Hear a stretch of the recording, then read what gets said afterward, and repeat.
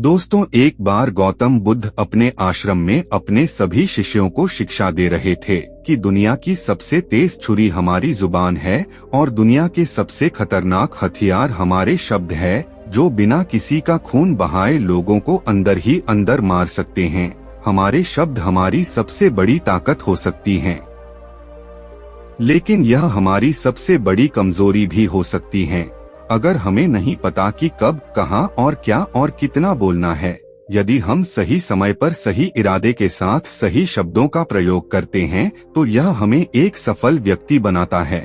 लेकिन अगर हम सही समय पर सही इरादे से सही शब्दों का इस्तेमाल नहीं करते तो यह हमारे जीवन को नर्क से बदतर बना सकता है। तो दोस्तों, आज की स्टोरी के माध्यम से मैं आपको बताने वाला हूं कि चुप रहकर कैसे हम अपने जीवन को बदल सकते हैं।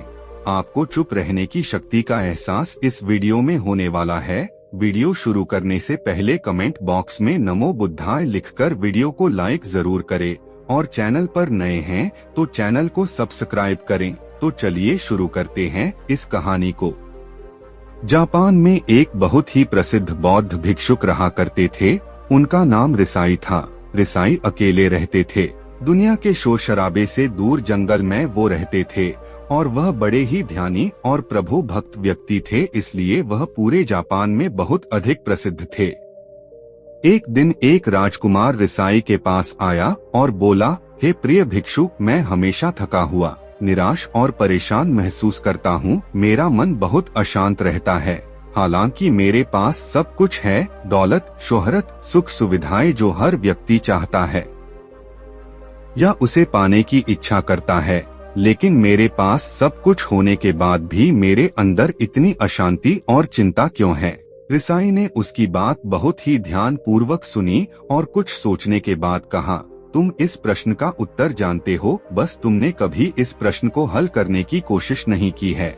रिसाई ने आगे कहा, मैं एक रिसर्च करना चाहता हूँ, क्या तुम मेरा साथ उसमें दोगे? रिसाई ने कहा, इस रिसर्च के बाद तुम्हारे जीवन में किसी भी तरह की अशांति और चिंता नहीं रहेगी। ये बातें सुनकर राजकुमार बहुत हैरान था। उसने रिसाई से कहा, बताइए मुझे क्या करना होगा? अपने मन की शांति के लिए मैं कुछ भी करने को तैयार हूँ।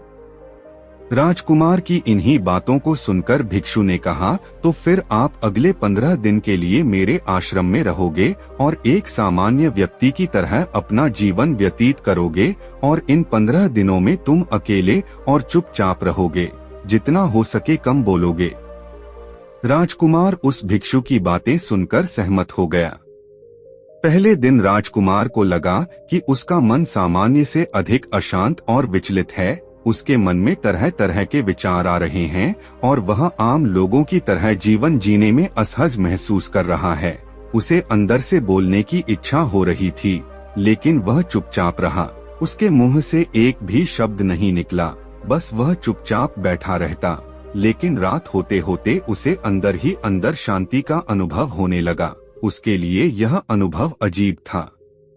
वह खुद से पूछ रहा था कि वह अंदर ही अंदर इतना खुश क्यों है और उसकी आंतरिक बेचैनी और चिंता कम क्यों होने लगी है। अगले दिन राजकुमार अकेला चुपचाप बैठा रहा और वह प्रकृति को निहार रहा। वह पौधों को, फूलों को, आकाश में उड़ रहे पक्षियों को, वह अपने जीवन में पहली बार यह अद्भुत दृश्य महसूस कर रहा था कि उसके पास कितनी सुंदरता है। वह दिन भर प्रकृति की सुंदरता को निहारता रहता और उसकी ताजगी को महसूस करता रहता। इसी तरह से 10 दिन बीत गए और उसके मन की सारी बेचैनी, सारी हलचल, सारी उथल पुथल और सारा तनाव गायब हो गया। 11वें दिन की सुबह राजकुमार फिर से एकांत में बैठ गया और कुछ ही मिनटों में उसकी आंखें अपने आप बंद हो गई और वह गहरे ध्यान में चला गया। वह पूरे दिन वहीं पर आंखें बंद करके बैठा रहा और गहरे ध्यान में डूबा रहा।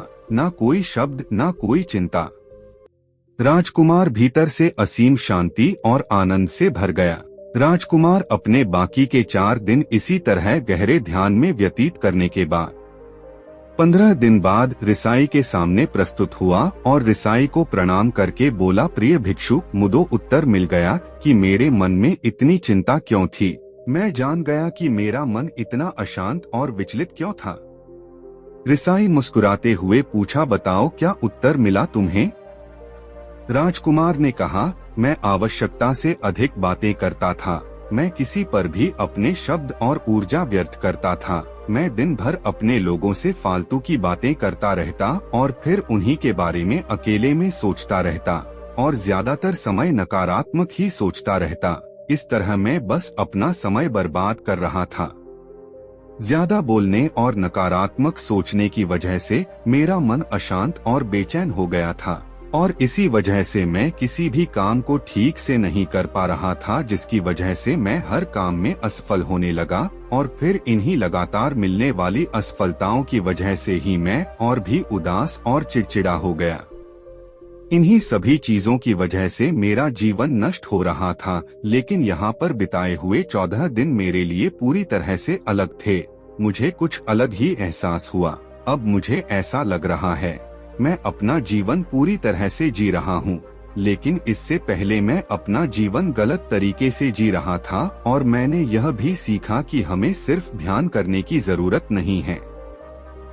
ध्यान अपने आप होता है जब हम इस तरह शांत और मौन होते हैं। ध्यान के पिछले कुछ दिनों के दौरान मैंने जो पहली चीज सीखी वह यह है कि मनुष्य के जीवन के सबसे महत्वपूर्ण घटना स्वयं को जानना है। यह सुनकर रिसाई ने कहा, सिर्फ तुम ही नहीं, दुनिया में ज्यादातर लोग जरूरत से ज्यादा बोलते हैं। आज भी लोग ज्यादातर समय केवल एक दूसरे को नीचा दिखाने के लिए ही बोलते हैं। कुछ लोग ना चाहते हुए भी बातें करते हैं और अपना जीवन बर्बाद कर लेते हैं। रिसाई ने राजकुमार को चुप रहने का महत्व समझाते हुए कहा, एक बार गौतम बुद्ध से उनके शिष्यों ने पूछा, प्रिय बुद्ध, आप ज्यादातर समय चुप क्यों रहते हैं? बुद्ध ने कहा, क्योंकि चुप रहने से व्यक्ति अंदर से अनंत शांति की गहराइयों में होता हूँ। मौन अपने भीतर उतरने की पहली सीढ़ी है। मौन के बिना स्वयं को जानना असंभव है। स्वयं को जानने और समझने का पहला नियम है कि मौन हो जाओ। उतना ही बोलो जितना अत्यंत आवश्यक हो। बेफिजूल की बातें करना छोड़ दो। तुम अचानक पाओगे कि 10% से भी ज्यादातर लोग व्यर्थ ही ज्यादा बोलकर अपना समय बर्बाद कर रहे हैं। ना बोलने का कोई भी नुकसान नहीं है, लेकिन यदि आप ज्यादा बोलते हैं तो आप अत्यधिक गलती कर देते हैं। अगर व्यक्ति कम बोलना शुरू कर दे दो, दुनिया की 10% मुसीबतें कम हो जाएगी, झगड़े फसाद कम हो जाएंगे, उपद्रव कम हो जाएंगे, अदालतें कम हो जाएगी। अगर लोग थोड़ा चुप रहना सीख लिए, संसार की बहुत सारी समस्याएं हैं। बहुत सारा उपद्रव सिर्फ बोलने से पैदा होते हैं। सारी बात मौन सीखने की है। जब तुम नहीं बोलते तब तुम एकांत में अकेले हो गए। भरे बाजार में भीड़ में खड़े हो नहीं बोलते, हिमालय के शिखर में पहुंच गए। जिसने मौन की कला जान ली वो भीड़ में भी अकेले होने की कला जान लेता है। वो अपने भीतर ही डुबकी लगाने लगता है। एकांत में तो आदमी स्वर्ग में है। दूसरे की उपस्थिति ही बेचैनी पैदा करती है। पहले तुम्हें चुप रहने की शक्ति को धारण करना होगा। इससे तुम अधिकतर ऊर्जा को बचा लोगे और फिर इस स्थिति में पहुंच जाओगे कि तुम कम बोलने लगोगे। अगर तुम किसी के यहाँ पर जा रहे हो और परेशान हो जाओ तो ऐसे में उचित है कि आंखें बंद कर लो और अपने में खो जाओ। वहाँ से आपको ताजगी महसूस होगी, क्योंकि तुम्हारे अंदर ही जीवन का वो स्रोत छिपा हुआ है, वह किसी दूसरे में नहीं है। इसके बाद राजकुमार उस रिसाई से पूछते हैं, आखिर कौन हमें अपने अंदर तक लेकर जाएगा? ये बातें सुनकर रिसाई बुद्ध कहते हैं, तुम्हें स्वयं ही अपने अंदर उतरना होगा और वहीं से परम राज्य जीवन का आनंद ले पाओगे। आनंद का यहीं से जन्म हुआ है। यहीं से तुम मौत में डूब जाओगे। यही तुम्हारा सूरज उदय होगा और यहीं से अस्त होगा। इसी प्रकार तुम बार बार डुबकी लगाओ। जब भी तुम डुबकी लगाकर लौटोगे, वहाँ से तुम पाओगे फिर ताजगी भरी जीवन की नई संपदा मिलेगी। इस नई शक्ति के जन्म होने से तुम्हारी थकान गई, उदासी गई, चिंता गई। जैसे कोई स्नान करके लौटता है तो शरीर शीतल हो जाता है, शांत हो जाता है। ऐसे ही जब कोई भीतर से साफ होकर वापस आता है, मौन में स्नान करके लौटता है, तो समस्त अस्तित्व, समस्त व्यक्तित्व शांत और मौन हो जाता है, आनंदित हो जाता है। जब तुम आंतरिक मौन की उस पराकाष्ठा पर पहुंच जाओगे, तब तुम पाओगे कि बोलने से भी तुम्हारा मौन खंडित नहीं होता, वो बना ही रहता है। उसकी एक अंतर्धारा लगातार तुम्हारे भीतर बहती रहती है। तुम बोलते तो हो, तुम शब्द का उपयोग भी करते हो, लेकिन वो तुम्हारे मौन को खंडित नहीं कर पाती। एक बार गहरे मौन में स्थिर हो जाओ, फिर तुम्हारी वाणी में भी मिठास आ जाएगी। तुम्हारा बोलना संगीत पूर्ण होगा, तुम्हारा बोलना सत्य होगा। तुम बोलोगे तो दूसरों पर भी शीतलता छा जाएगी। जैसे ही तुम अंदर से चुप होते हो, तुम इतने शक्तिशाली होने लगते हो कि समाज की निर्भरता तुम छोड़ने लगते हो और तुम्हारे जीवन में एक मस्ती आती है जो केवल दीवानों के जीवन में होती है। तुम्हारे चेहरे पर एक नई रौनक आ जाती है, तुम्हारी आंखें किसी अमृत के समान हो जाती है और तुम अनंत शांति के समुद्र में डूबने लगते हो। इतना कहकर भिक्षु रिझाई ने अपनी बात खत्म की और वो मौन में चले गए।